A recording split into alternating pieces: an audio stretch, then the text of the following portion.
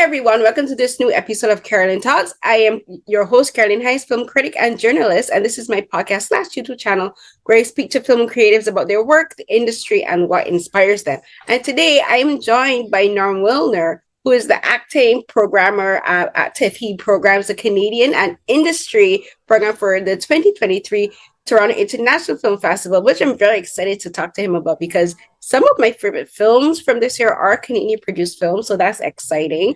And I also, Norm was a film critic and a journalist, and I don't normally get to interview like film critics for my work, so I'm very excited to talk to him today. So thank you so much for talking to me today, Norm. Oh, it's my pleasure. Thank you for having me. Yes.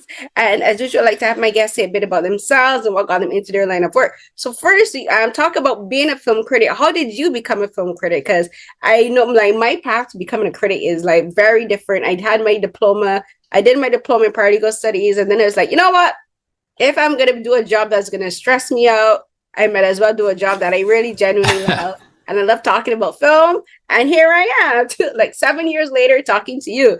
So, like, what was your journey like, Norm? Not nearly as interesting as yours.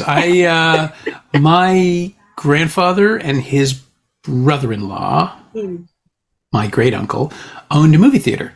That's interesting. When I was a kid, yeah. So until I was about 10, it was in the family, and we would go there after school sometimes and just hang around in the projection booth. And Jonathan Demme said once, like, once you find out there's a way to see movies for free, you will do anything you can. You will never stop trying to find ways in. Mm-hmm. And so for me, it was just being part of that process and seeing film as a physical object. And once I started seeing film as a physical object, I just sort of dedicated myself to finding ways to be part of it, which worked out to writing reviews for my high school newspaper because they sent you free passes to the preview screenings. And then I went to university for film, and York University also had a newspaper, The Excalibur, so I wrote for them in 87 and 88.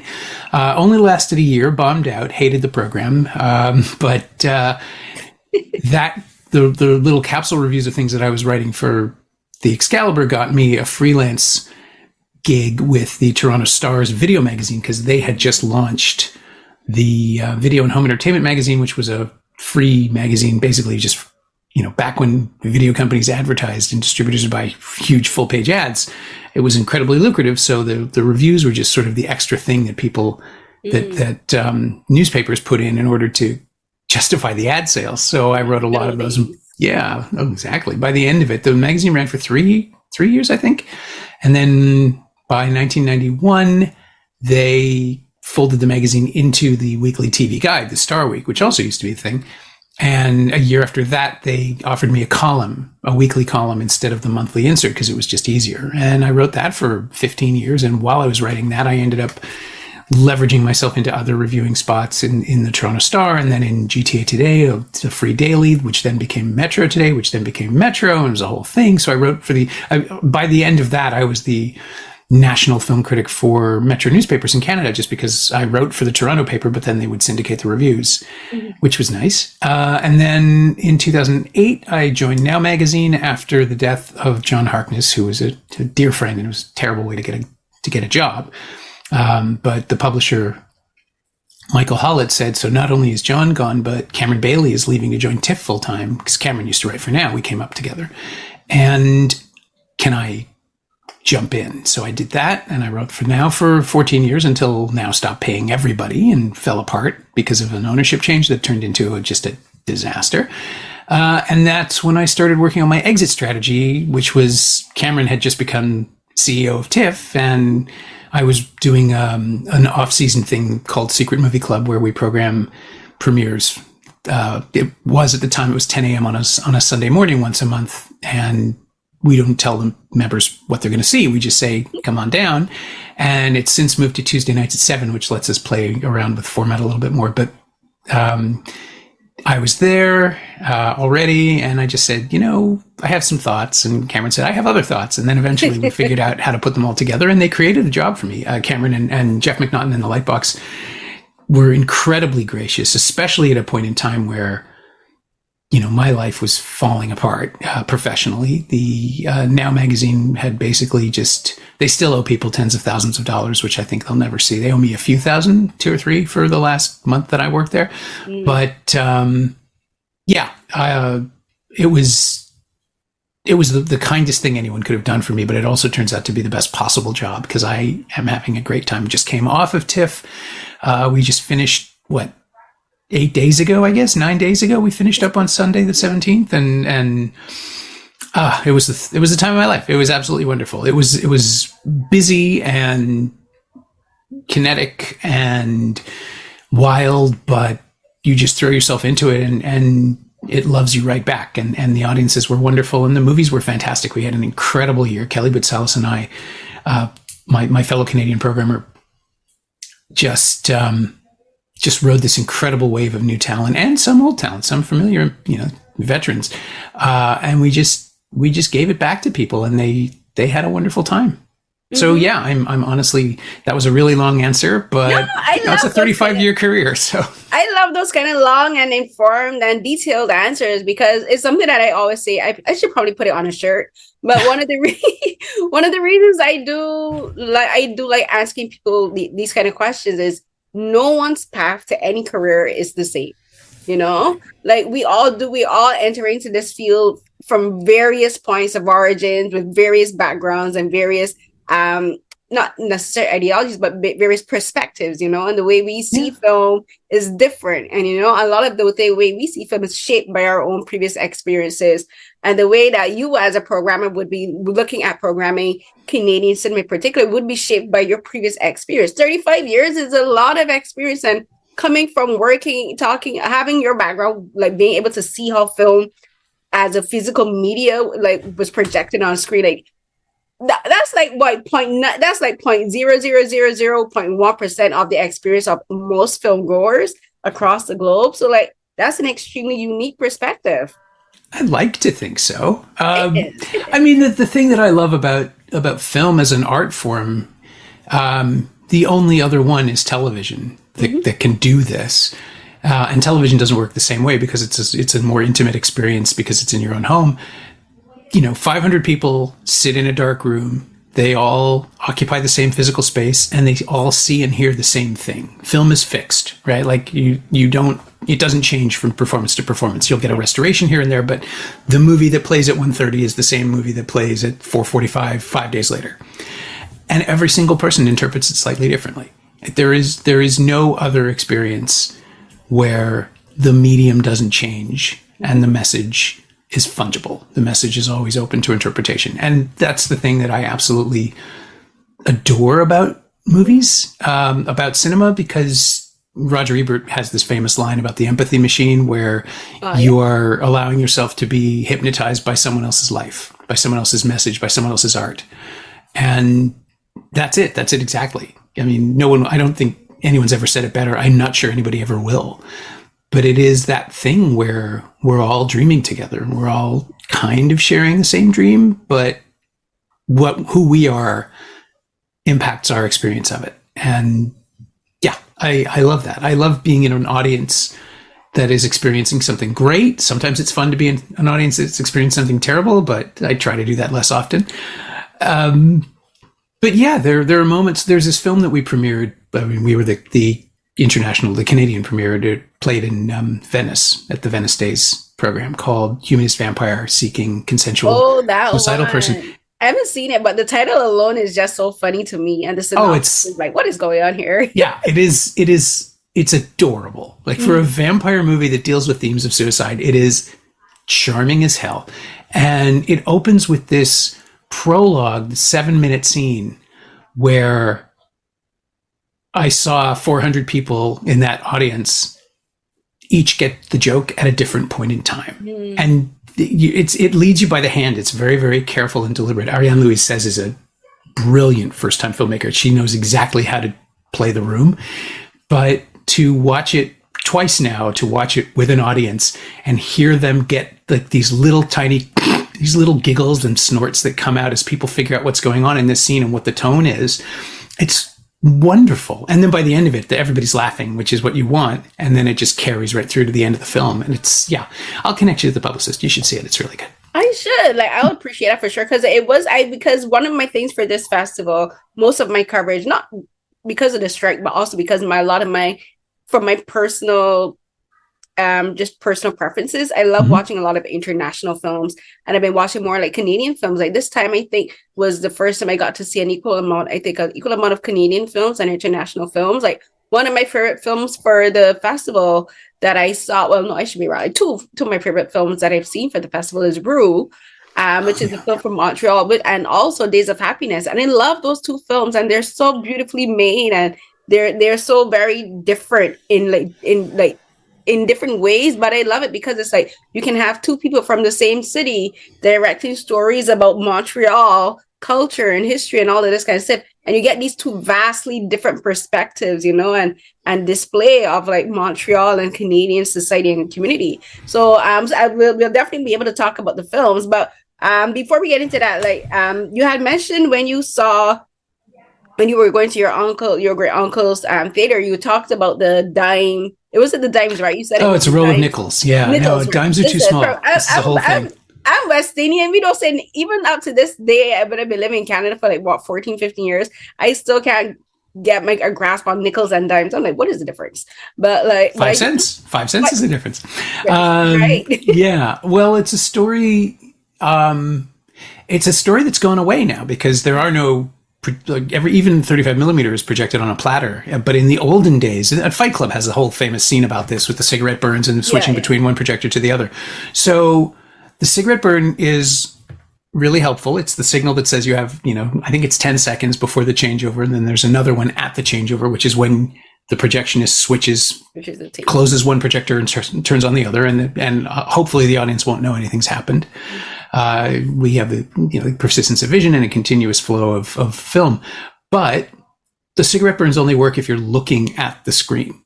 So if you have seen a movie, or if you've been playing a movie for a week or two, you're not watching it anymore. For the most part, projectionists like my grandfather would be looking at the racing form or listening to a ball game, almost guaranteed that that's what he'd be doing. And so sometimes you get distracted and sometimes you fall asleep because it's a long job. And the trick with the roll of nickels, dimes are too small, quarters are too heavy. So when you're rewinding the film reel after screening it, they have to wind it back so the reel is ready to go again. Otherwise, it'll play upside down and backwards, and nobody wants that. So if you can imagine those big old like classic movie style reels as silver platters with holes in them so you could see where the film is. So the innermost reel next to the notch where you would attach it to the projector, you would slide in a roll, forgive the visual metaphor, you would slide a roll of nickels because they were thick. Dimes would fall right out. Nickels are big. So you slide a roll of nickels in there and then you wind the film over it so the tension holds it in place. So it looks like a little bulge. Yeah. But then as it's playing out, the tension slackens as the film moves from one reel to the other. And by the time it falls out, I got 30 seconds. And then you'd get up. The noise would be loud enough that it would wake you up. And the other thing, the thickness of the nickel as a coin in Canada, anyway, I'm not sure they're the same thickness in the US, but in Canada, nickels are thicker than quarters or dimes, which means the roll holds together. Quarters would smash and scatter everywhere, and then you get distracted trying to pick them up. He had this whole logic behind it. And then it turns out, I thought it was my grandfather being a genius, and it turns out everybody knows the story who ever worked in a projection booth. Yeah.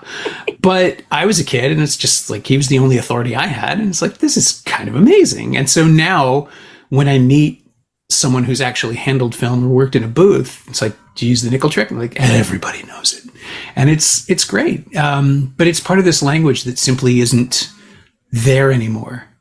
And is I feel like we've all kind of lost something.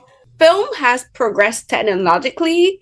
I think the culture of it has changed, and I think a lot of it has to do with that lack of physical media. And this is something they talk about a lot. Like you were talking about, like the big silver reels that they had in the back in the projection rooms, and now a lot of it is digital. So like it's computers.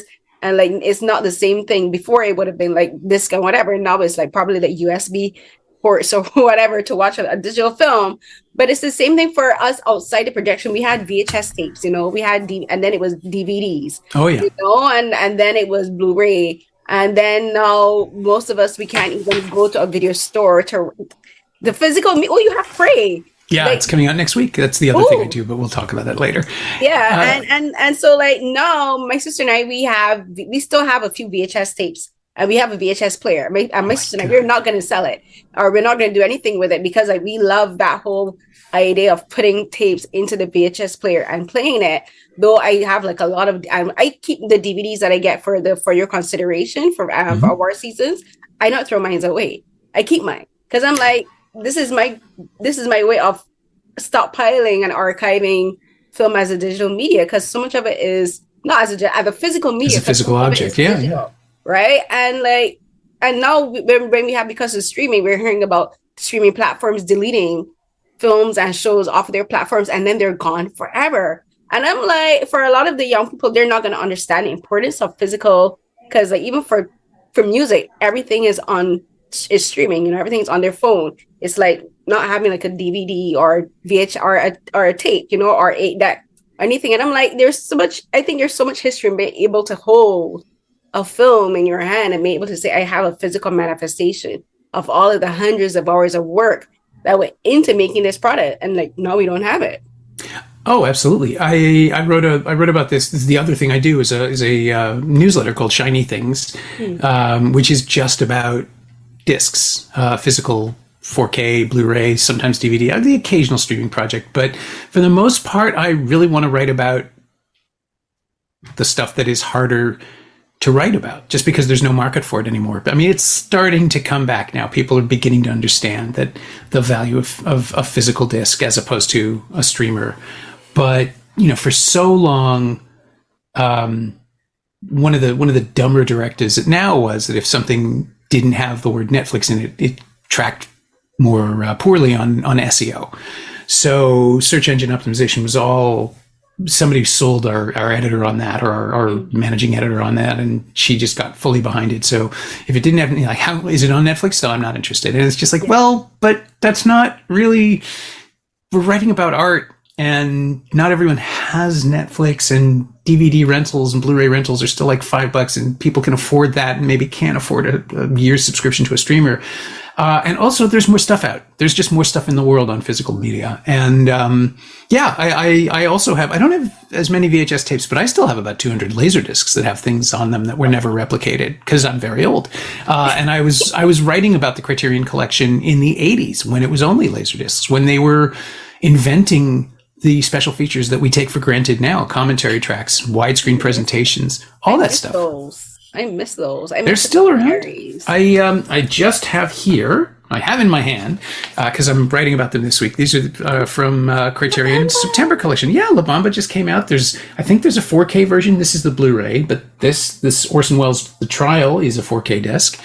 And even if you stream them on the Criterion channel, I think they're capped at 1080, but even if the Criterion channel goes to 4K someday, the Blu-rays and the 4K discs will still have a higher bit rate and a more consistent delivery. The sound will not drop in and out the, buffer.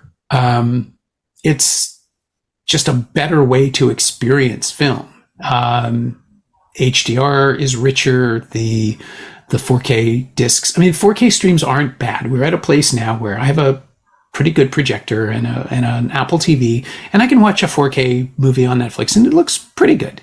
Yeah. But my Blu-ray, the awards Blu-ray of Glass Onion, looks better because it's got a consistent bit rate and a higher bit rate. So I'm not watching an algorithm figure out what it can deliver over the pipe that's available. I'm watching the full uncompressed, well, as uncompressed as possible, but also the uncompressed audio, and just I'm getting the movie as it was intended to be seen, and which no one else is, because there is no Blu-ray release of Glass Onion. Criterion will hopefully put one out because they do have a distribution line with Netflix, but 1 out of every 50 Netflix movies will get released on Blu-ray or DVD, because that's where the deals are. Sony put out The Mitchells versus the Machines.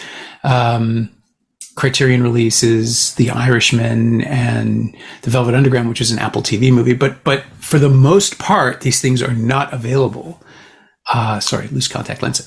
They are not available to anyone who doesn't have the streaming program, the streaming service, which is the point, right? The exclusivity is the selling point. Yeah. But you're also guaranteeing obsolescence or the possibility of extinction. As you were mentioning with Disney Plus and HBO Max pulling entire shows and disappearing movies for a tax break. That's not good.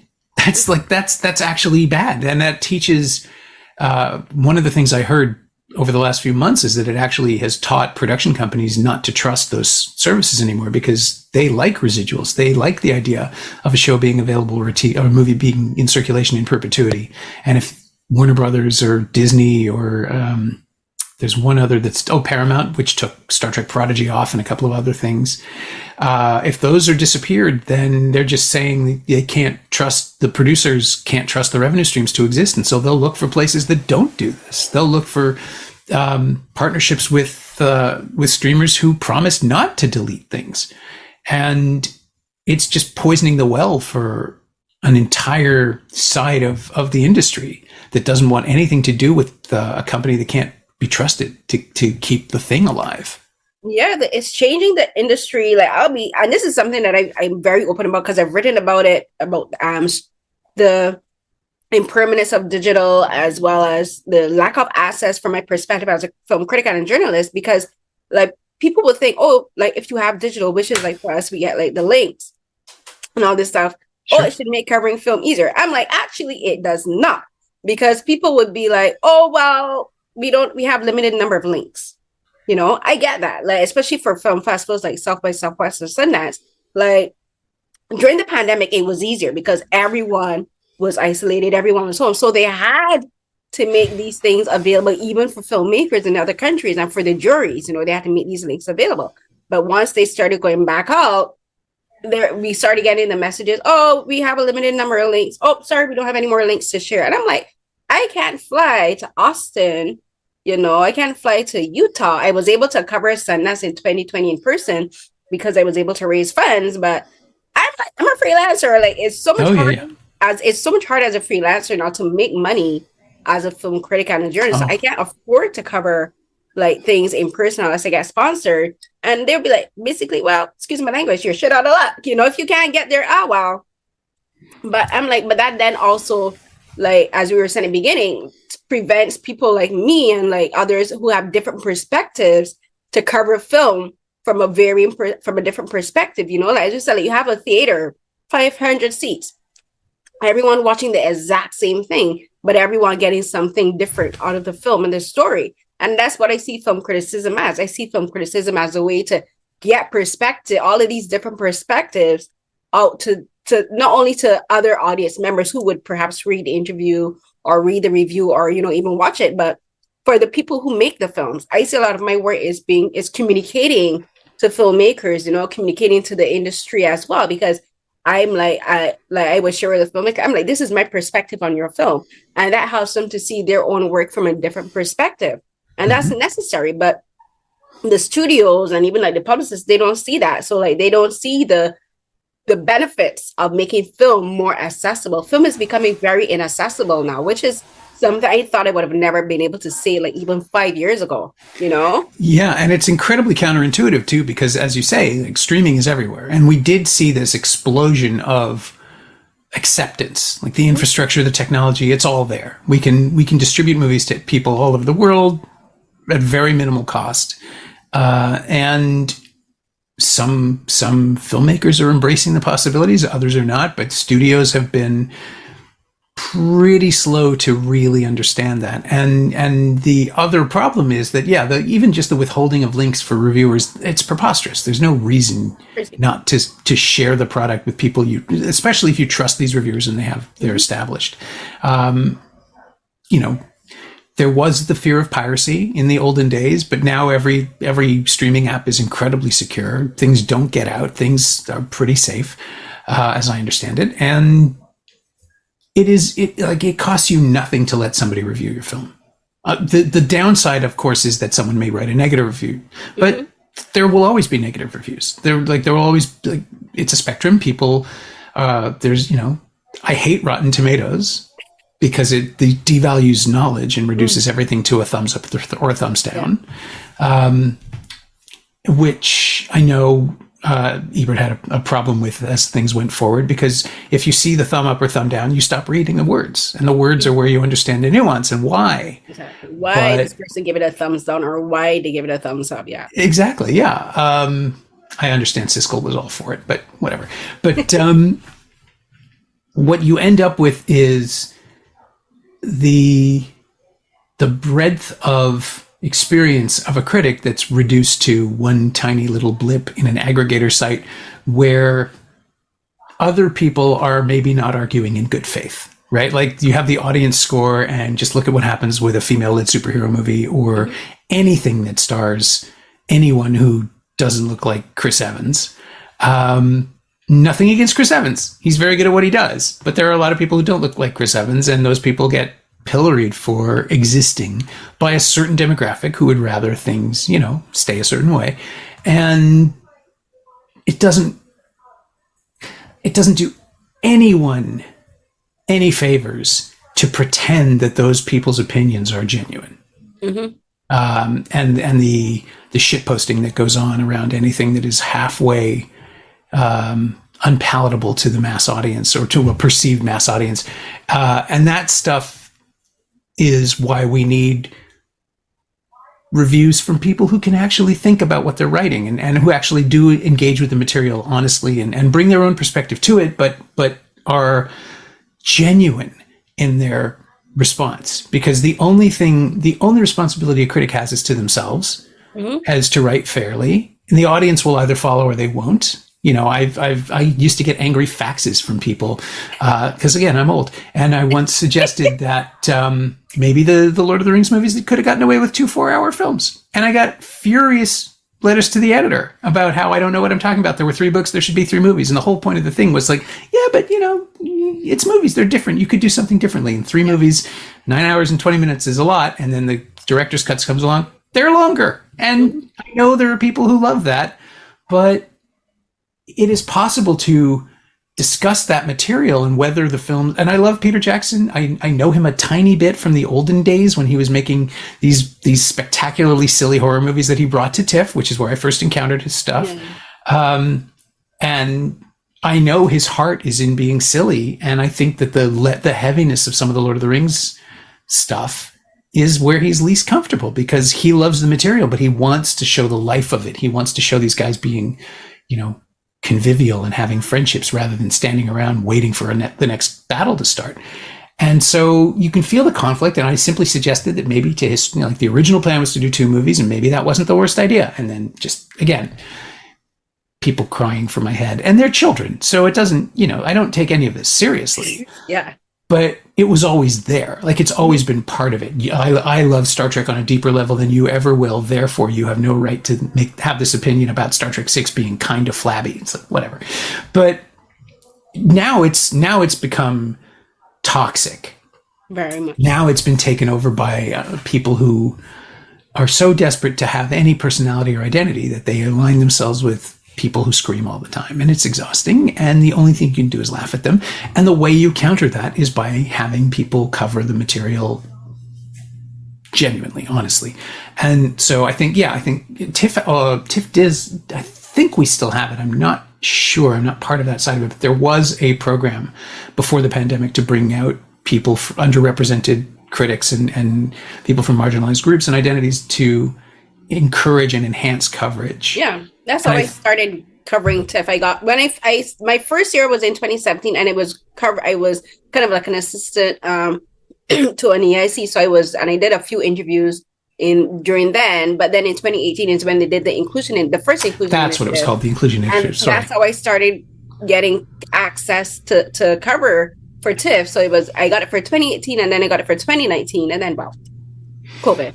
Sure. But that's how I got it, and because I got that access from TIFF, because I had like a whole ton of interviews and stuff before, but because I was able to say I covered TIFF, like TIFF accredited journalist and film critic. That really did help boost my profile, and like when I would pitch editors or even like publicists for interviews, they would be like, and I'm able to send a link. I'll be like, that gave me like a lot of credibility. Oh, absolutely, in the industry, and like I'm always thankful for TIFF for that, and like they do a lot of work with helping like marginalized film critics and stuff about myself, which is also where a lot of the access ties in, because being able to attend a film festival like TIFF, even in my own backyard, because I live here in Toronto, I live in Scarborough, and like Toronto is extremely expensive, as you know. Like just being able to go to TIFF is just getting the TTC and just having to buy food is expensive, you know. But I don't have to worry about finding travel fare and whatever because it's here. But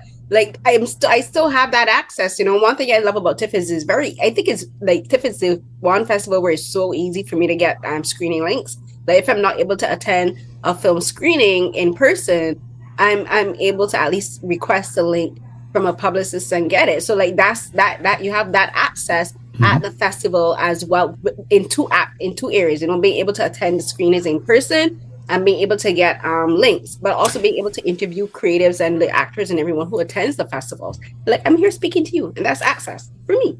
Well, but I would have said yes no matter what, because I love talking to people.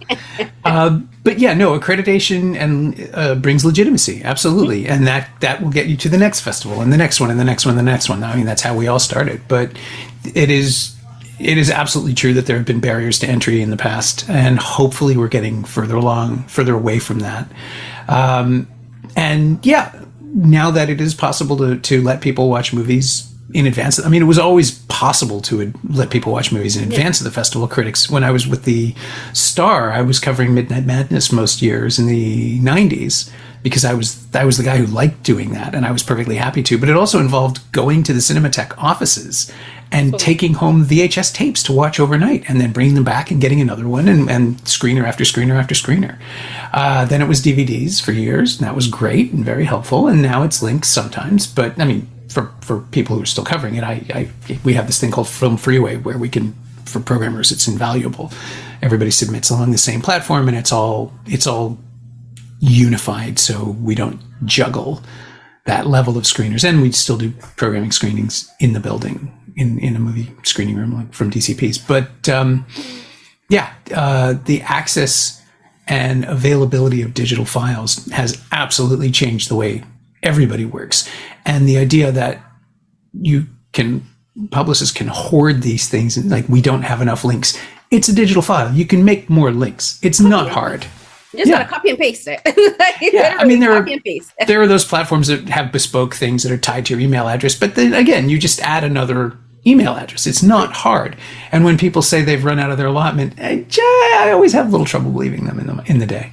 Yeah, I'm always like, why do you even have an allotment for a film festival? Anyway, you know, so it's like, yeah, but now we're talking, and you meant we're gonna talk about the festival, this year's festival for sure. But you mentioned Rotten Tomatoes, and I do want to talk about that because for me, another thing that added legitimacy to my work is being Rotten Tomatoes approved. You know, I was an individually approved critic because I had applied a few years before, and then I didn't get it because I didn't have enough bylines. And I'm like, guess what? I can't get enough bylines if I don't have the whole tomato meter approved thing behind my name. You know, editors would be like, oh, you know, so legitimate. Unless they'd be like, are you Rotten Tomatoes approved? I'm like, no. Well, you know, pass on your pitch. And once I got it, but the thing with, like, as you said, like, the thing with tomatoes, like, they do the whole thumbs up, thumbs down, or it's if a film is rotten, fresh and rotten, yeah, but still, it's like you have that rating, but then, as you mentioned, like, people just go on that little symbol of whether to watch a film or not, and I'm like, but are you even reading my review? Something that I took so much time to craft and, you know, think about and put in, and it's just like, no, you know, like, and it happens with publicists all the time, even with other people that would come on my social media and be like, are you tomato meter approved? I'm like, yeah, it's right there in my profile.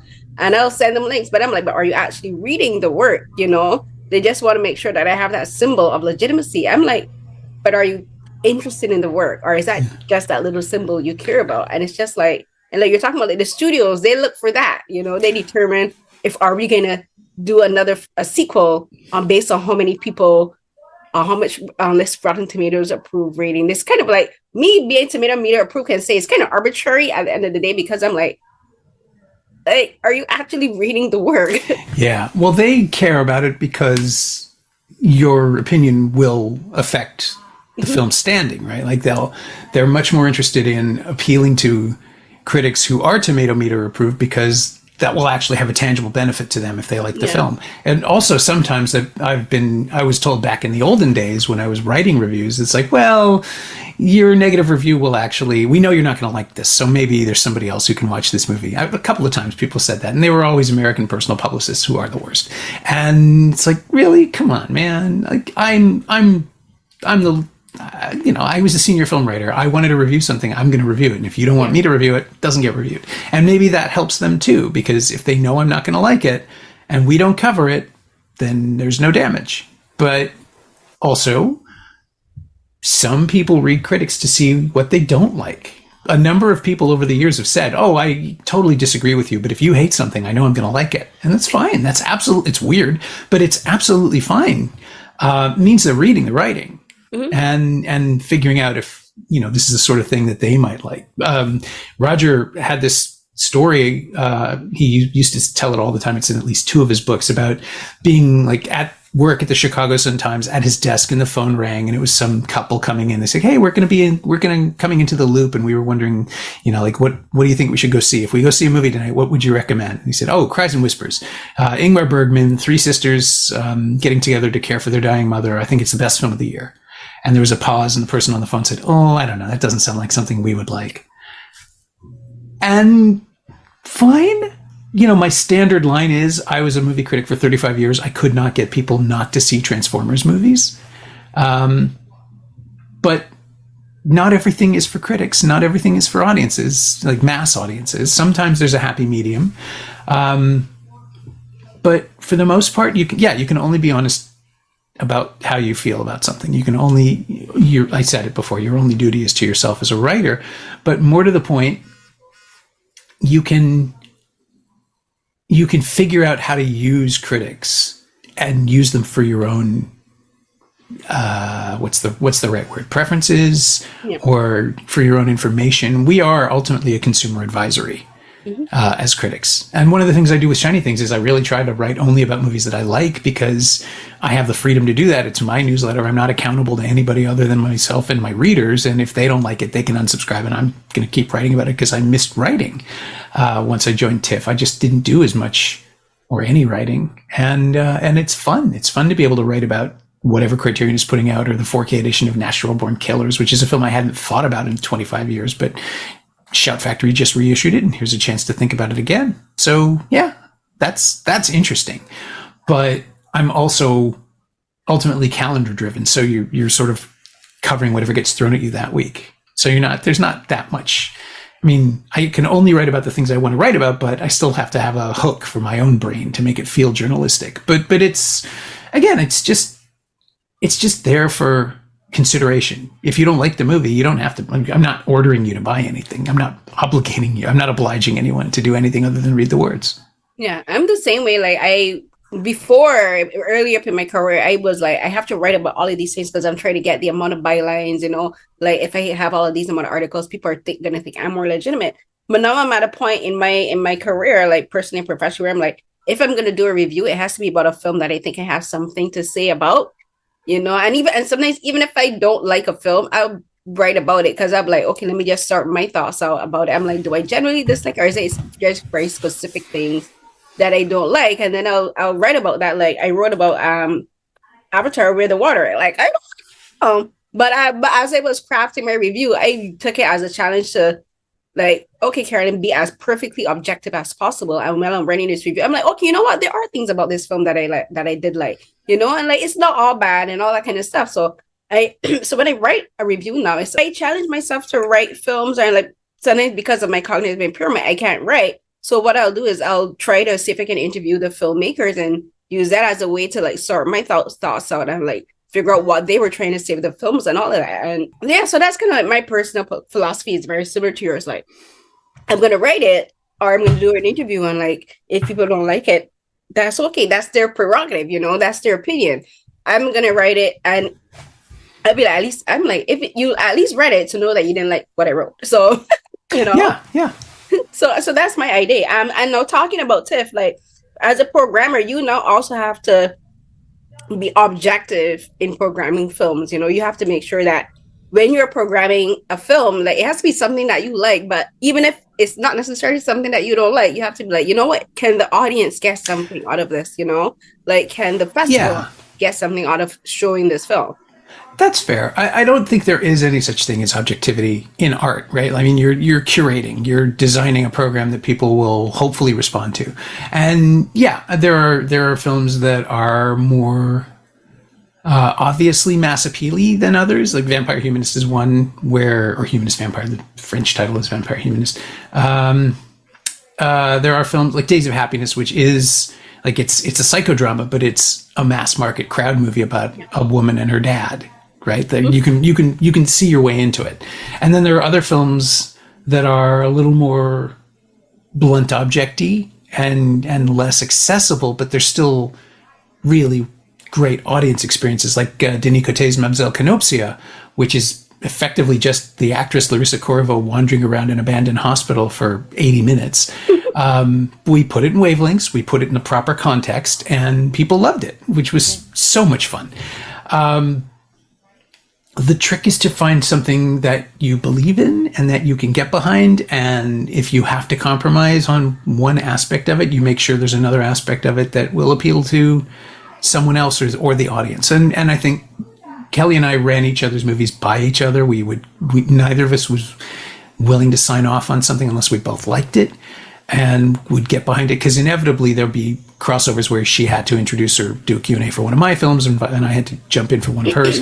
And that's actually kind of fun, because you're just jumping into something that's really fresh and you haven't been thinking about for 6 months. It's like, oh, I have to do this now. Okay, cool. But the trick is, I think, as a programmer, you just have to imagine it in front of 400 people, which is, again, something that you don't do as a critic. You either had that experience when you saw it, but you saw the finished film. You saw the film delivered to an audience that you are part of. This is coming at it from the other direction, where you have to watch a film that may not be finished, that might be delivered to you in some, like 80% complete stage, or with one visual effect that isn't there, that's going to bring the whole movie together, or without the color correction, or with some rough sound. And you have to imagine how it will work in a theater. And whether, again, with Humanist Vampire, that prologue was all I needed. I could have turned it off after 5 minutes and said, yeah, okay, we're taking this. This is going to work. But you watch it all the way through to make sure. But sometimes it's really obvious. And sometimes it does require a little bit of a leap of faith, or at least a leap of imagination, thinking, well, yeah, I think this will play. I think this will land with an audience. I don't know. Then you have this amazing roll of the dice where either they're going to like it a little or like it a lot. And it always paid out this year. Even the films I was a little bit worried might not find their people, they landed with the right audience. And it was, it was wonderful. It's honestly, it's the most thrilling thing to be on the stage with a filmmaker the first time their movie gets a standing ovation, the first time they know it worked. Because until you put it in front of an audience, you can't be sure. Nobody knows, right? Like, nobody knows exactly what the mood in the room will be, if the projector, like if the light is too low, if the light is too high, all these variables. And then it isn't until the film ends and the audience responds that you really know. And it's wonderful. I know I've told this story a bunch of times in the last 2 weeks. Danny Boyle told me to drop a name. I've interviewed a lot of famous people. So in 2010, we put him on the cover for 127 Hours, and that film premiered at TIFF, or Telluride, I guess, but it played Toronto. So he and I had lunch, because I'd interviewed him a number of times, and we knew it was going to be a long interview. So it's just like, just go eat lunch. So we were in the restaurant at the Sutton Place, I think, or the Four Seasons. And we had this really lovely conversation about, well, ultimately it was about Slumdog Millionaire, because that was the film that had played TIFF 2 years earlier. And this was his big return with this new film. And, everybody was talking about Oscars because, of course, Slumdog Millionaire had won Best Picture and Best Director and some other stuff. And he was like, none of that is important. But he acknowledged that Slumdog Millionaire, like TIFF, in his opinion, and most people's, TIFF saved that film because it was abandoned by Warner Independent Pictures. The the distributors just decided, you know what, we're not going to release this, which again, here we are. It's happening all over again. So Warner Brothers produced it through their independent shingle, because that was the window of time where everybody had one. There was Warner Independent and Focus Features, which is still around. And there was another one that like Fox Searchlight had just recently been created, and all of these things. And he'd made 28 Days Later and Millions for Fox and Fox Searchlight. And 28 Days Later was successful enough that he could just call, I think it was Tom Charity, not Tom Charity, I can never remember this guy's name, but the then head of Searchlight, and said, like, Warner Brothers just dumped this movie on me. Will you at least release it on DVD? And they said, sure. You want to go to TIFF? We'll take it. We'll put it in TIFF. We know they love you. So, which is weird because I don't know that TIFF had ever played. Shallow Grave must have played here, but TIFF hadn't played a lot of his films. But Toronto loved Danny Boyle. Trainspotting, actually, I think if I remember this correctly, Trainspotting made more money in Canada than it made in the US for whatever reason, just because it didn't fly. Miramax there was a whole NC-17 thing behind it. I can't remember. I may be making this up. I don't know anymore. But for whatever reason, he loves Toronto, and so he came back, and they brought Slumdog Millionaire here, and they were still planning on a DVD release in the spring, and just let it play the festival circuit, let it roll. Maybe it would play Toronto and Sundance and just, roll onto video after a few months.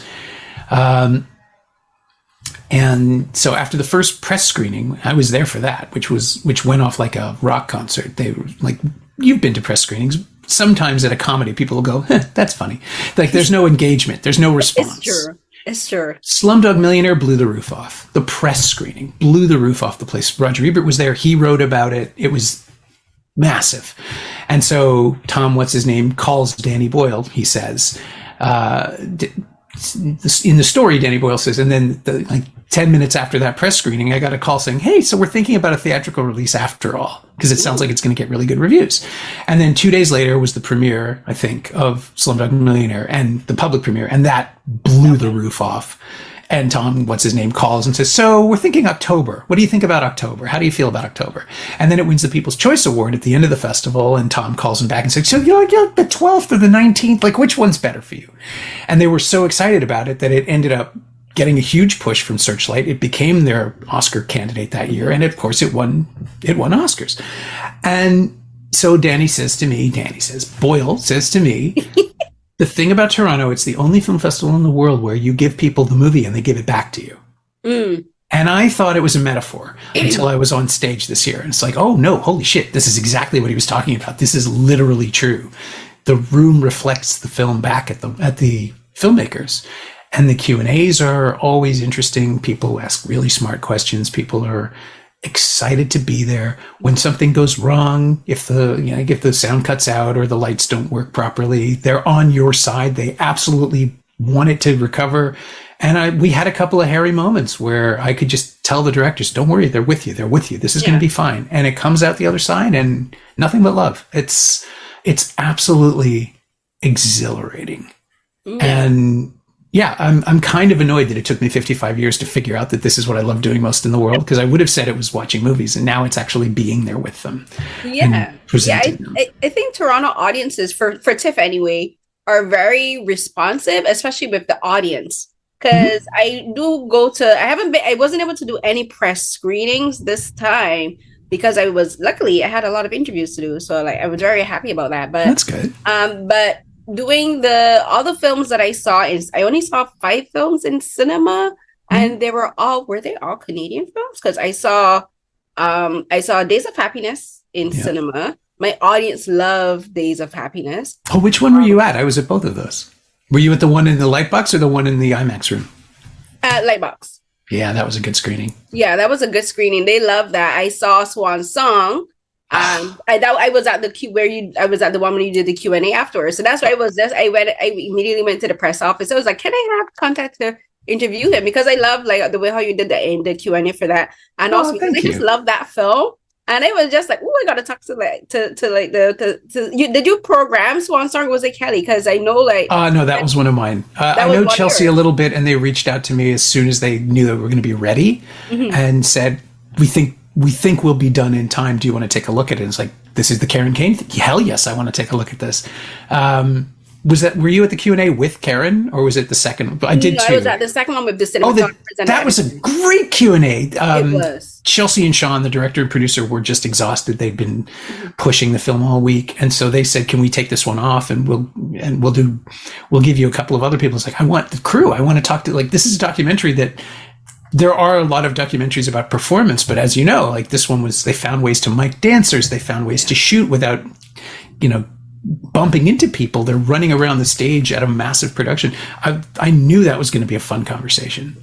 And I'm so glad you were there for that, because that was just so great. We had two DPs and 3 editors and good questions, right? Yeah, because it was like 5. No, it was great questions. And I love their answers too, because the thing about them, they were so very, I think, honest and open about that film, about the process of that film, because they were like, it was a dream to shoot. Like, they were like, no, we lost like 30 pounds each filming this thing. And one of the cinematographers got a concussion. Right, like I actually interviewed Sean and Chelsea yesterday, so like for the podcast and everything. Oh, yeah. And it was great to talk to them, because this film, and this is one of the reasons I want to talk to you, because this film is set in Toronto, for one. Like, I don't get to see many documentaries or films set in Toronto where we know that it's Toronto, because there's a lot of films that get filmed here, but it's not Toronto. It's like New York or some other place. Sure, yeah. But it was like it's set in Toronto, and it's about this huge institution, this huge cultural institution that still, I think, has this, that's still kind of like, it's there, but a lot of people don't really interact with it, because because it's artistic and it's specifically about ballet and the opera and stuff. And like, I walk down that area all the time, especially like during TIFF. Sometimes I get out at St. Andrew Station, or sometimes I get out Osgood, and I walk past there all the time, go to Eton. Yeah. And I see the posters. Like, I saw the poster for the Swan Lake poster, and I'm like, I was watching the film in this theater, and I'm like, holy crap, I walked past this building and I saw this gigantic poster, and now I'm watching a film about everything that took place inside this building, right? So that's kind of like a surreal and a very unique opportunity. We don't get to see inside these kind of like the hallowed halls of the National Ballet of Canada, and like, we got to know this woman, Karen Kane, who has such a big part of Canadian art and dance history and ballet history internationally, because she's played like Swan Lake so many times, and like, we got to see her do this production where, for the very first time in a Swan Lake and a classical ballet production, where the ballet dancers didn't have to wear tights, ever. Yeah, and that happened in Canada. That happened in Toronto, and it was happening, and I was walking downtown and I had no idea, so that's why I love this film. And I want to talk to you now about, as you talk about, like, Sean and Chelsea saying, okay, now we have the film ready. So talk about watching this film from your perspective, not only as a fan, but as a film critic and a product and the person who programmed this film. And like, what did you think when you first saw it and you said, okay, we're definitely going to screen this. But then, like, what was your thoughts before and after the screenings? Because I think, like, seeing the audience reaction would have been something extremely special from anything you had when you first saw it. Well, honestly, the big regret is that I wasn't at the gala, at the premiere, the proper world premiere, because when I programmed it, we programmed it briefly as a documentary, and then it was going to be a special presentation, which is great, because that puts it in front of a really big audience, generally at the Princess of Wales, although not every time. Sometimes it's in Lightbox 1. They're always in great venues, where they're presented with, pomp and circumstance, where special presentations and galas are the 2 big programs that everybody's excited about. And then it ended up being a gala, because I'm not exactly sure when, but somebody figured out, oh yeah, that's right, Karen Kane is royalty. So we kind of get to do this. We get to, and it's true that a lot of our documentaries this year were about cultural figures, weirdly enough. Karen Kane and in Swan Song and Mr. Dressup, like Ernie Coombs, who was basically Canada's Mr. Rogers, which is the easiest way of explaining it to people who don't know who Mr. Dressup was. But ultimately, when you watch the film, it's also about a man who had a different way of being a children's entertainer, and just a slightly different responsibility. He and Fred Rogers knew each other, and they came up from Pennsylvania together to shoot Rogers' first show here, Mr. Rogers at the CBC in the 60s, which nobody talks about, but was the way he figured out what Mr. Rogers' neighborhood would look like when he got back to the States. And he left, and Ernie stayed, and Ernie became Mr. Dressup and spent 29 years being a children's television. So, and he's gone, but Karen Kane is still around. And so we have these weird celebrations, but there are also films about kindness and compassion and treating the next generation with the sense of responsibility that you want to leave things better than the way you found them. And the tights thing is exactly that. And it was that runner that it's introduced about midway through the film where she says, well, can't they just have their own legs? Which is so weird a question to have to push on. And you see the institution just say, oh, no, it's not done. They're playing birds. They have to have bird legs. And Karen just casually pointing out, okay, but the bird legs are pink and the rest of their body isn't. So why is that a thing? And she just keeps asking the question, never forcing it. She's in charge. She could have mandated it. But instead, she just brings everybody around to it very, very slowly by constantly asking why. By why is it so important? Why is it necessary not to? Why can't we? And then ultimately, she makes it such a simple argument. You know, it's who they are. Let them be themselves. And then you see it on the faces of the dancers. That moment where they come out and people of color are allowed to be entirely people of color rather than playing a role. There are black swans. There are swans of browner skin. There are swans of different complexions. And there are some white swans too. And it's all totally fine. And the audience doesn't care. That was the thing that's incredible. And we talked about that off stage. Like that was one of the conversations I had with Chelsea and Sean. It's like we were hoping that somebody from the audience would say, oh, well, so they could have that perspective in the film and just give the audience somebody to go, asshole. But nobody cared. Yeah. Nobody had a problem with it. And for 100 years, it just didn't happen because nobody in a position of power cared to change it. And it is so exhilarating to watch that moment with an audience. And I wish I'd been there for the gala because it was in a really big room. The 2 screenings we had, also good rooms, no complaints. But I wish I'd seen that moment land the first time before anybody had ever heard about it, because we all knew. There's a thing at the end of did you see the Mr. Dress-Up documentary? No. Well, there's a thing at the very end where the puppeteer who played Casey and Finnegan, these beloved puppets, right, performs them for the last time. And it's the very end of the film. And I watched it at home on a screener because that's how we watch things in the programming screenings. Sometimes I watched it on a 120 inch screen, I know, in stereo surround, all the bells and whistles properly, and just reduced me to tears. Just cried like a baby. So the night of the first screening at the Lightbox One, I'm in the green room waiting to go on backstage and introduce the filmmakers, and the venue liaison was back there making sure the everybody's lined up properly and everything's good to go. And it's the very last thing you see. After all the credits, there's a little goodbye from Casey and Finnegan. It's just Casey telling you that Finnegan and I are going to go for a walk now. And that's it. And I turned to the VL and I said, this is going to destroy people. And he said, how come? And I'm, I've seen the movie twice at this point and I'm completely prepared and like composed and dead inside and all that stuff. And I just said, because on some level, like Judith is 94 years old. On some level, people know this is the last time they're going to see Casey and Finnegan. And I lost it.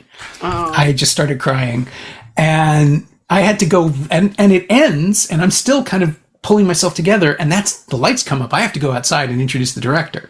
And so I go out with the microphone and I am like visibly sobbing, and the audience gets to their feet and they're applauding me for, I don't know what. I just came out to say, please welcome the director, and I can't actually talk. So the ovation buys me a few more seconds, and this flood of emotion, and they're feeding it. They're all crying. I'm crying. We're all crying together. And I'm like, please welcome Rob McCallum. And he's at the door. The door is open, blocking their view. They can't see him, but I can. And he's just like, he's not coming out. He's going to make me cry. Yeah. And I motioned him out, and he came out, and it was really, really wonderful. And he was great. And that moment, I'm pretty sure a similar moment happens with Swan Song in that little moment where they do the 2 dancers do the chest bump and fall down. And it's just, all you're seeing is what happens when artists listen and pay attention. And again, Karen Kane, she's a legend. She is Hollywood. She's Canadian royalty. She doesn't have to listen, but she chooses to. And that's what the movie is about. It's about the younger dancers who are much more open about their personal battles than Karen Kane was ever allowed to be in the 1970s. It's about her understanding that things can be easier on the next generation, and just doing this one small thing, which is a massive thing, but one tiny element of the production, and making sure it gets done. Mm-hmm. And that's what leadership feels like now. That's what empathy feels like. And that was watching it at home. It's just like, oh yeah, we have to put this in there. Not only is it a really good movie, but the message is absolutely necessary. And yeah, it's changed a couple of times. Chelsea and Sean sent me 2-3 different cuts over the months. We first saw it in, I want to say late June, early July. There was some question as to whether it'd be ready in time, and then it was. And so we got to watch it, and then I passed it along to Kelly and Tom Power, because he's Tom Power, CBC. Tom Powers is our guy, the documentary programmer, because even though as the Canadian programmers, we get to choose anything that's made by a Canadian filmmaker or produced in Canada with Canadian money and a Canadian producer or some combination, it has to go through Kelly and me. We are the gatekeepers, really, for lack of a better term. But before it can make it into another festival program, it comes through us, and then we steer it. And this was easy because it's a documentary. So we sent it. I sent it to Kelly. I sent it to Tom. It's like, this is really, really good. And then it just built up momentum. So we ended up going into special presentations, and then it became a gala. But everybody responded to the same thing that I responded to, which was, it's an excellent example of what Canada believes itself to be, right? Like, we're not, but sometimes we can be. Mm-hmm. And sometimes, there can be a good Karen, which is the one thing I've been trying to use as just a lever into it for other people. It's like, well, she's not white knighting, but she is she's intensely aware of her status and position, and she's using it for good. Mm-hmm. And that's kind of what Mr. Dressup was about before anybody had the language. I mean, Casey was played by this puppeteer, Judith, whose last name escapes me, as either a boy or girl. It was like, Casey is the first non-binary character in children's television, and it was in the 1970s, and nobody noticed. It was just deliberately designed. The puppet was deliberately designed to be read as a boy by boys and girl by girls. Well, Casey is an androgynous name, and they never pushed anything about it, but it was always just there. So the audience could identify with it. And they didn't even know it was a queer statement or a political statement or anything about the gender spectrum. It was just a way to get kids feeling comfortable and making a space for them. And that sort of empathy and kindness and compassion extends outwards and radiates outwards through everything that Ernie Combs touched. And you get to see generations of people who were influenced by him the same way you actually see it in real time in Swan Song of Karen Kane, just making everybody's lives a little more authentic by acknowledging them and just saying, why are we pretending? No, it's true. Because I think one of the reasons that Swan Song is honestly one of my favorite films for the festival is because it's so authentic. Like Chelsea and Sean were very careful to make sure that they highlight, because what we're seeing is just a feature version of the 4-part series, and I'm really looking forward to this series. Is they're very careful to make sure that they showed the Karen in particular in all of these various sides. Like, yes, people know her as like the prima ballerina, people know her as the artistic director of the company. But like they also show like she's also she's very witty, but she's also very sarcastic, and at times she does and says things that people could look at her sideways and said, that wasn't very nice. Like one of the things where she talks about getting the swan from the fan, and I'm like, imagine the fan watching this and hearing that she didn't like the swan that she sculpted for them, or that she doesn't like the painting that Andy Warhol created for her, and I like that she doesn't have that pretentiousness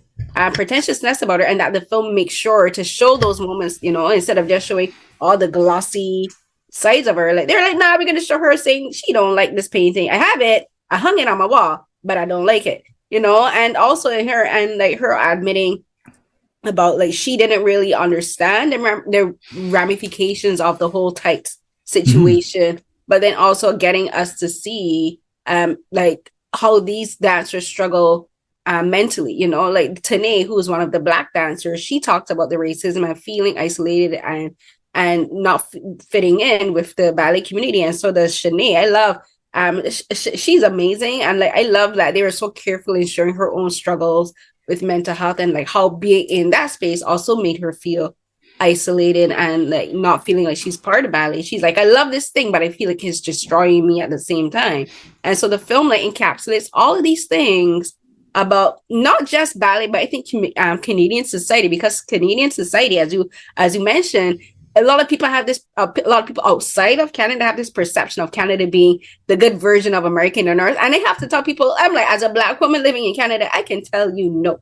Like it is like it's a very carefully constructed persona or facade that Canada has, and like these different films that have been showing shows that it's not all this, but a lot of these things can be better or improved just with empathy. Like using Rue as an example, Rue talked about the Vietnamese refugees who came to Montreal in the 1970s. And like, yes, they did face racism and they faced it like ignorance, but then they also met a community of people who took the time to get to know them and who took the time to show them empathy and understanding and met them where they were at, you know? And I think like, as you were talking, it kind of made me think like all the Canadian films that I saw, all the films that I've seen for the festival so far all have that theme of empathy, you know, of meeting people where they're at. Like Days of Happiness is about that. Like this is a young conductor and she's struggling to figure out why isn't her work clicking? Why isn't she succeeding, or why isn't she able to do what she wants to do as a conductor? Lo and behold, it's because of her relationship with her dad, and the empathy that she has to that she receives is from herself, where she has to say, you know what, I have to be empathetic to myself. I have to be careful and kind to myself and put myself first, you know? And it's about her learning to meet herself where she was at, and like learning to understand that her expectations were too much of herself because of what was placed on her externally. So like all the films have these underlying themes. So, like for you as a programmer, like it may not have happened intentionally this year, but like did you ever like had a moment where you thought, wait a minute, we had a theme and we didn't necessarily have a theme? It did emerge actually over the course of the cycle. I mean, we started programming in March and we had it all put together by the middle of July. There was like one Deepa Mehta's film, I Am Sirat, was added towards the end. It was a very late arrival just because we weren't sure we'd have it.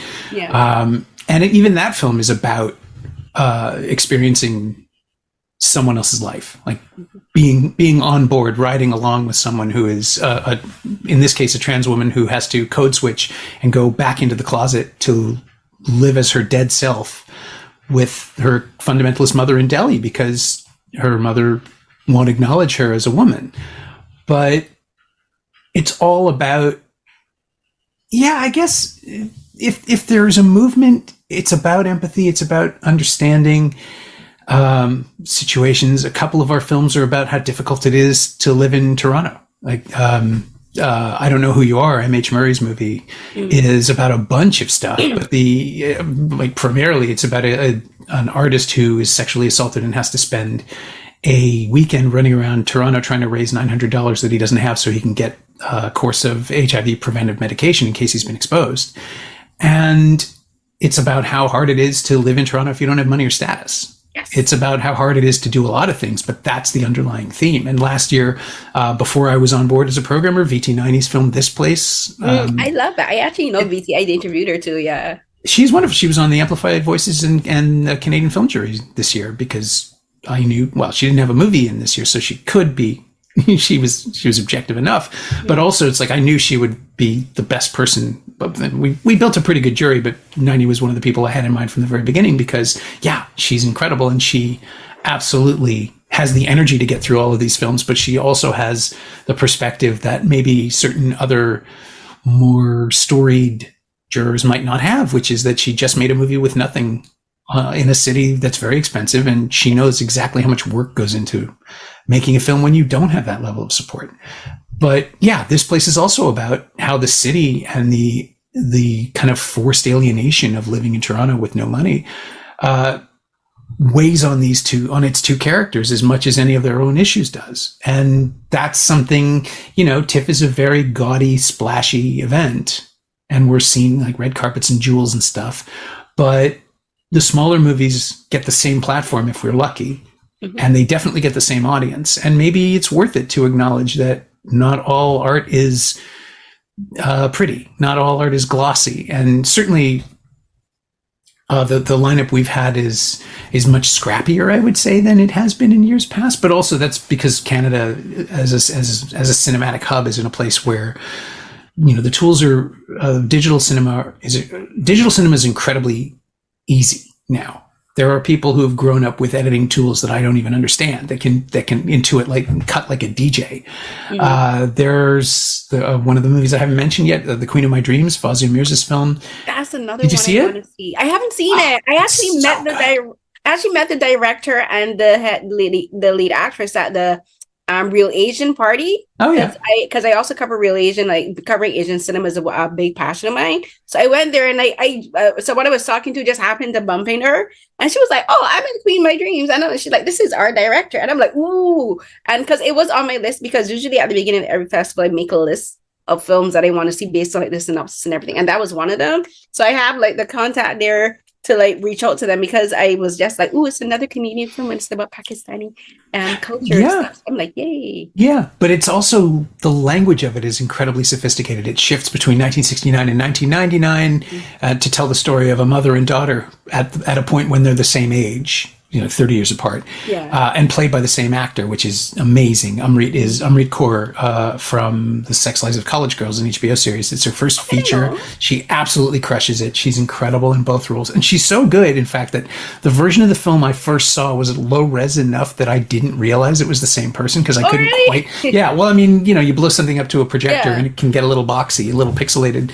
And the resolution was probably 580 or 540 or something. It just wasn't in HD. And so there's a shot later about it, and I was watching and thinking, oh my god, these two actors must have worked together. So like, I think this one's a little taller than the other one, but they're getting the gestures right and everything. This is really great. They must have rehearsed for weeks. And then of course it's the same person, and I'm an idiot. But it snaps into focus, and there was one shot that was sharper than the other. It was a close-up of the younger mother in 1969. It's like, that's the same lady. And then I realized what I thought was a pretty good movie became a great movie, because that's a brilliant device. But yeah, the language of that film, there's this little rotation thing that the screen does when it's flashing backwards and forward, like somebody spinning a turntable at you. Oh, okay. But also the cinematographer, like Fawzia, figured out a way to explain it to their DP, Matt Irwin, who shot, I think, the second season of Sort of, the CBC series with Bilal Beg. And his eye is amazing, but what he does is he makes the 1969 series sequences look... He appropriates the texture and color scheme of Bollywood cinema. So pastel colors, bright light, sunlight pushing into the frame, and all kinds of other little fun ticks that we internally just associate with Bollywood cinema, the 60s and 70s.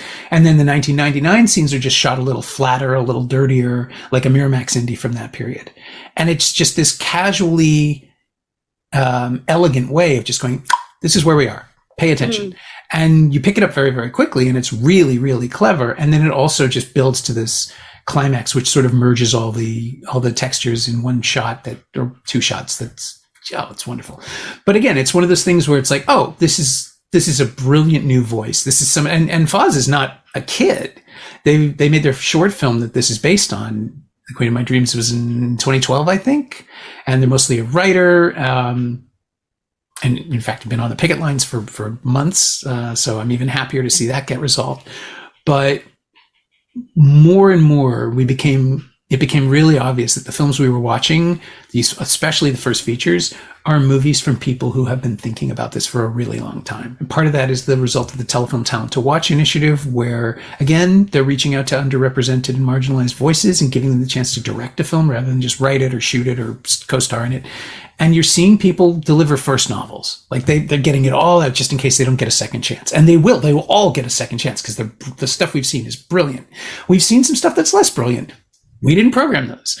We actually had to leave out films for one reason or another. Sometimes it was a question of post-production. Sometimes it was the filmmakers wanted to go somewhere else instead. And I could see a couple of movies that we couldn't get going to Sundance very easily. Good for them. I hope they're successful, because rising tides do lift all boats. Yeah. But what you see is the best possible assortment. We were like overjoyed to have so many good films. And honestly, it's a great time for Canadian cinema. We were reaping the bounty. I didn't, like, people kept saying congratulations. Like, I didn't do anything. I just pointed at stuff. Kelly and I both were just like running out with a net, catching stuff that was falling because it was raining good movies this year. And everybody said, like, you have so much enthusiasm. It's like, I'm really happy to be showing these films. I didn't, like, there's nothing in here that I'm ashamed of. There's no political pressure to take. Like, and ultimately that's been wonderful too. The festival has been, other people from other film festivals have told me stories of backstabbing and territory and turf wars. We don't have that, or at least if we do, I haven't been part of it. People would say, "Oh, I saw this. You might want to take a look at it," and I would say, "This doesn't work for us, but you might be able to put it in." What do we call it? The film circuit, which is the sub-distribution thing that TIFF does, where we put movies in movie theaters all around Canada. In the off season, even if they didn't play the festival, there might be a home for something that doesn't quite fit. So that was something we brought up a lot. We're all working together, and it's kind of wonderful. I feel like I've been saying this a lot too, but I do feel like I've joined a cult where we live off projector light and popcorn and applause. But it's a really nice cult, and everybody's healthy. I can agree with the popcorn. I love the popcorn. Popcorn is my favorite food. Not even joking. Popcorn and pizza. I can substitute off of those. Oh yeah. But I do agree with you. I think this year, from the festivals, all the festivals that I've done, this is probably my favorite year for TIFF. Oh, that's great. TIFF this year. And I think like this is probably the first time for any film festival that I've covered where all the films that I've been able to see so far, I've liked. And doesn't always happen.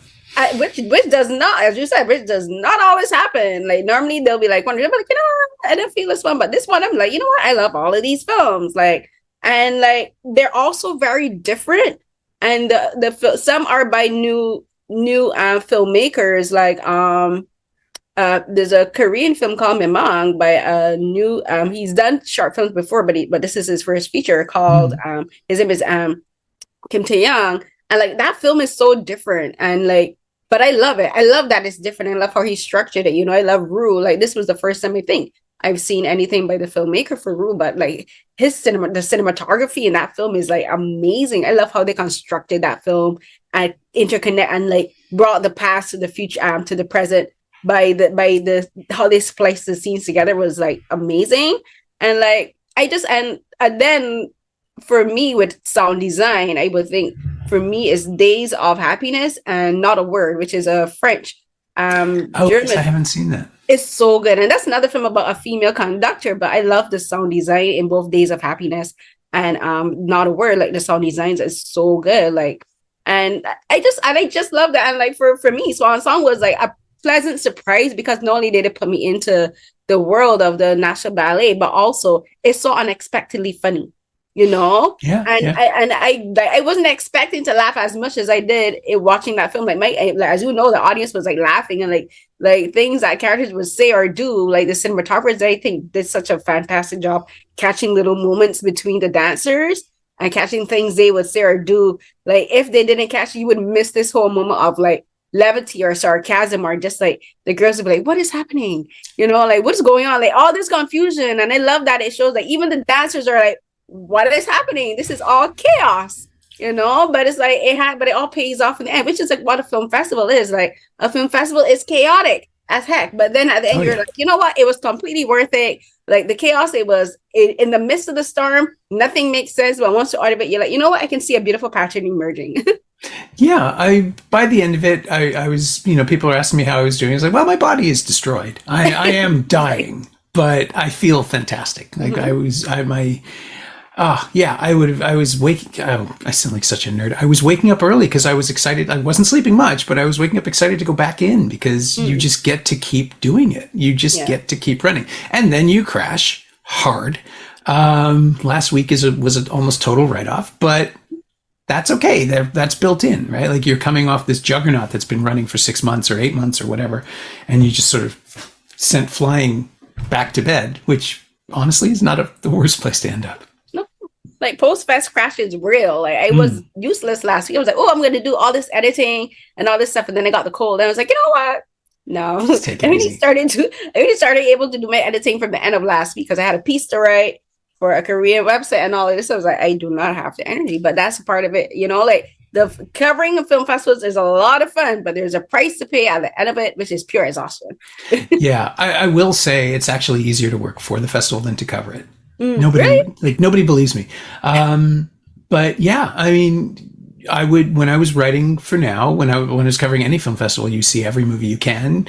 We would file something like 60, 65 reviews over the course of, and you start in mid-August. My birthday is the middle of August, and it would be the time when I say goodbye to my family and my friends and just disappear into the festival, because the press screenings would start and you just lose yourself in the cycle of the pre-interviews. And with Now too, we had to prep everything by Labor Day for our big TIFF issue.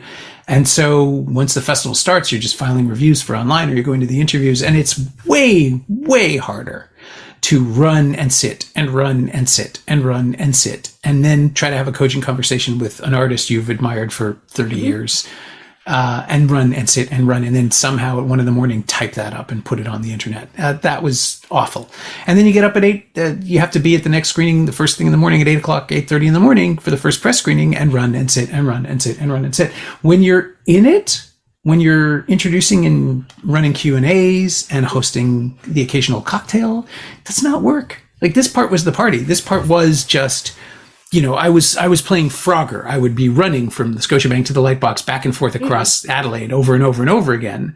But you're always running into an adrenaline situation. You're always running into, you're in front of an audience, or you're having a conversation with somebody you really admire, but there's a level of professionalism where you get to just be equals for those 5 minutes and talk about, like, the Viggo Mortensen making sure the projection was at 2.4 for the right lighting, for the foot candle number. I'm not even sure what it was, but he, like, 2.4 to 2.6, it's got to be in there somewhere, because I got some stuff going on with the sunsets. And it's like, you do. I've seen your movie. You do have some stuff going on with the sunsets. Good for you, Viggo Mortensen. Good for you for caring. Because not everybody does. But you get to see that. You get to be part of this flow of art. And you can, for all the noise about red carpets and which movie stars were here and which movie stars didn't come because of whatever reason, or whatever other thing is happening outside, when you're in the building with the audience, once you're in the auditorium, they're there for the wall, they're there for the movie on the screen, and you just get to be part of that experience. And I could live on that. I get it. Like, I get why people program for multiple film festivals and just travel like nomads, going from city to city, making movies happen for people, because it is like the greatest feeling when it lands. And I got to have that at least once a day, every day, from I didn't do anything on the Sunday, except I was there for the awards, when I got to watch people who I'd worked with and filmmakers that I'd helped a little bit just by bringing them on board, win prizes that could alter the course of their careers. Meredith Hammer Brown winning the Fipresci Award for Seagrass, a film I haven't even mentioned now, but it's this tiny, delicate story about a Japanese Canadian woman whose relationship to her heritage might be the biggest stumbling block in her marriage, but it also might be her husband. And it's one of those things where you just sit and watch and steep with this life for 2 hours, and it's great. It's a wonderful film. We did 2 Q&As for that, and each time Meredith would reveal a little bit more about herself, and then I would get to talk to her afterwards, and you build these relationships with people. And when you see the films embraced by an audience, and then by in this case by Fipresci, the International Critics Association, it's exhilarating. They didn't have to give the film to the local film. Like, they didn't have to give the prize to the local movie, the Canadian film at a Canadian film festival. It's Vancouver, but still. We don't do that. I'm a member of Fipresci. I've been on juries, and you are discouraged from giving the award to the hometown picture because it looks like you're playing favorites. But really, yeah. But they just, only once, I think, have I ever been able to do it. And it was for Joanna Hogg's first film, Unrelated, which in the review at the London Film Festival, yeah, she's a genius. It was her first film. It was brilliant. That's what we were there to do. Of course we gave it to it. But it's not done because it's seen as the easy way out, or a political gesture. But really, they picked it because it was their favorite film in the entire Discovery program. And it's great. And I'm so glad for Meredith, because it does mean that the path to her next film gets a little easier. And then that means I get to see it, right? This is all ultimately self-serving. Like I said, once you find out there's a way to see movies for free, you never stop. So I just want to keep seeing Meredith's movies because she's doing great work. So yeah, I'm gonna root for them. I'm gonna help. But if that's what I do now, if that's my job, instead of directing people to them once they're out, I can direct people to the first screenings of them. That's even better. But and that's an important thing as a programmer that I don't think I ever thought of before. Where like, yes, your job as a programmer is to select films that the audience will like, and that will kind of like boost, I don't want to say boost the profile of the festival, but enhance the festival experience and the festival itself, you know, by saying we platform this award-winning film. Mm-hmm. But also your job as a programmer is to like offer support to these filmmakers, especially for the young and emerging filmmakers, you know, for like those who have their first time features shown at the festival, or even like those for like the short films and like the platform in like the wavelength and the short film programs. Yep. Like your job is to give them a boost, because like that's telling them, they're like, oh wait, that's giving them validation as filmmakers. They're like, oh wait, the programmer from TIFF likes my film and wants to platform it.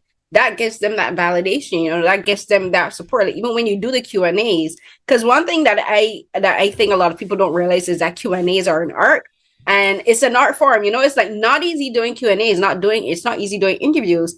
And like one of the things about Q&As at film festivals that I think is very important is to highlight the filmmaker in their own space, you know, in the auditorium, because where else but film festivals do we get to see the filmmaker talk to the audience about their own film, you know?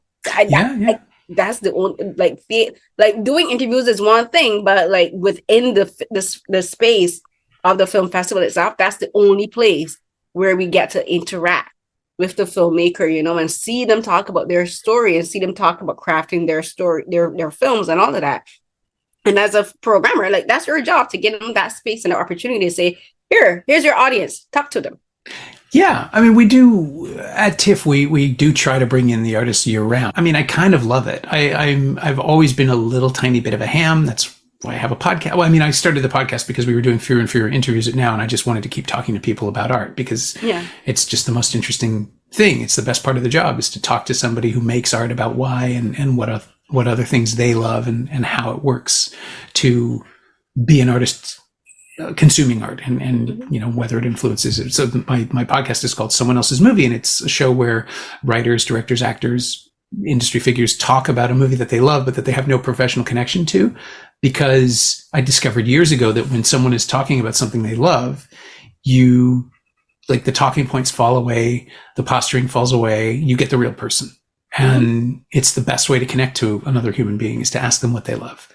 And so I'm really comfortable doing that. And I'm just enough of a ham to enjoy doing it on stage with, you know, make people listen to me, but also to steer the focus towards, because it's one of the things that I started doing this year, which I will probably keep doing because it's fun, is when you come out and they're applauding, it's like, I didn't do anything. You're not here to see me. Let's talk to the real people. And you bring out the director and everybody loves that. But it's true. They're not there to see me. I facilitated the screening by programming the movie, but ultimately that's my job is finished. By the time I get back out on stage, they want to talk to the talent.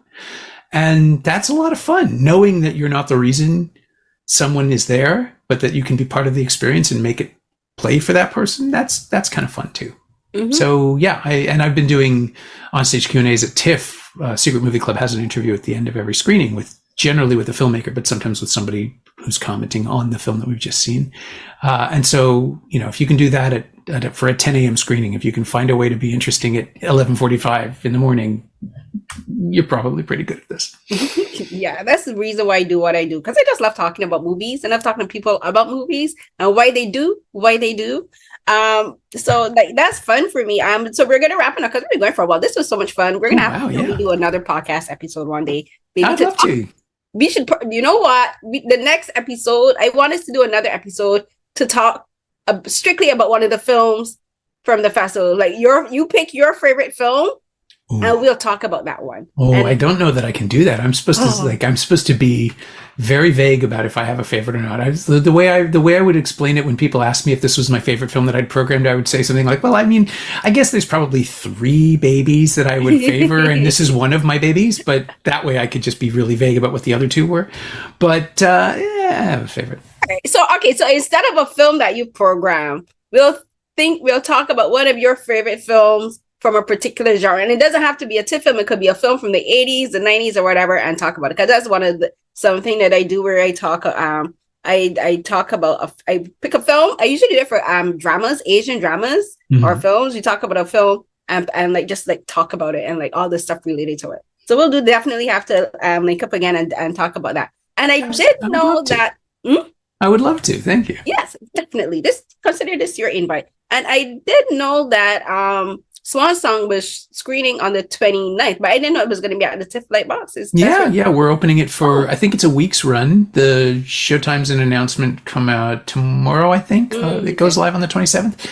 But yeah, starting Friday, it'll be there for a few days at least, maybe 2 weeks. And then it shows up on CBC Gem later this fall, but not in a film version. It's a 4-part miniseries, which I am really looking forward to because they were talking about that at the Q&A too, right? It will be different structures and a focus on different characters and their entire people that we don't get to see. Their whole lives that we don't get to see in the movie that will be featured in the miniseries, and I'm really looking forward to that. Yeah, I'm very excited for the series too because I'm like, ooh, there's a couple of because I know there's like one of the girls from the beginning where she's talking about the letter that Rob made, and that scene I was laughing because she's like, "Thank you so much for all the pain I put you through, girls, for changing choreography like a million times."